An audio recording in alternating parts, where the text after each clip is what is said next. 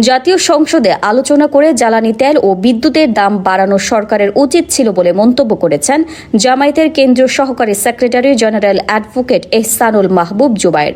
দুপুরে সাভারের চাপাই new model school মাঠে বৃক্ষরোপণ ও গাছ বিতরণ কর্মসূচি শেষে সাংবাদিকদের একথা জানান তিনি। সাভার প্রতিনিধি নাসিম খান জানান, এ সময় তিনি আরও বলেন, প্রধানমন্ত্রীর লাল টেলিফোনের তার চুরি হয়েছে।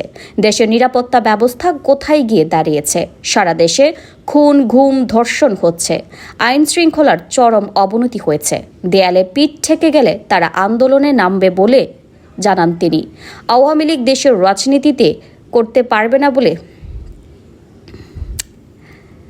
জাতীয় সংসদে আলোচনা করে জ্বালানি তেল ও বিদ্যুতের দাম বাড়ানো সরকারের উচিত ছিল বলে মন্তব্য করেছেন জামায়াতের কেন্দ্রীয় সহকারী সেক্রেটারি জেনারেল অ্যাডভোকেট এহসানুল মাহবুব জুবায়ের।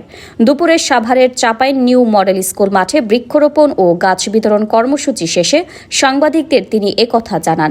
সাভার প্রতিনিধি নাসিম খান জানান, এ সময় তিনি আরও বলেন, প্রধানমন্ত্রীর লাল টেলিফোনের তার চুরি হয়েছে। দেশের নিরাপত্তা ব্যবস্থা কোথায় গিয়ে দাঁড়িয়েছে? সারা দেশে খুন, গুম, ধর্ষণ হচ্ছে। আইন শৃঙ্খলার চরম অবনতি হয়েছে। দেয়ালে পিঠ ঠেকে গেলে তারা আন্দোলনে নামবে বলেও বলেন তিনি। আওয়ামী লীগ দেশের রাজনীতি করতে পারবে না, তাদের ওপর নিষেধাজ্ঞা আছে। তারা গণহত্যাকারী দল বলেও বলেন তিনি।